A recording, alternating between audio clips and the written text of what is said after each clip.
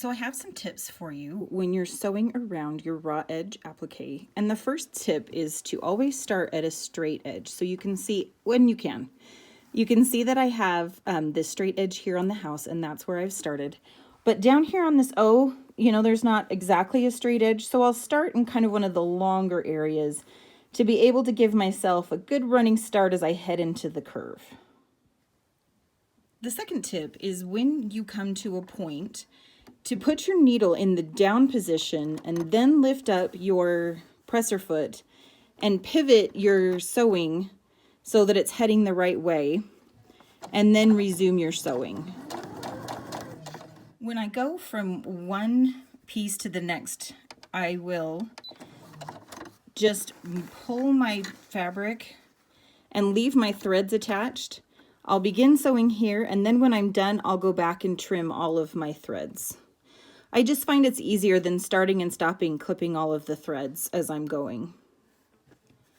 When you come to a curve as you're sewing, the best thing to do is to take a couple of stitches, make sure your needle's in the down position, pivot just a little bit, take a couple more stitches.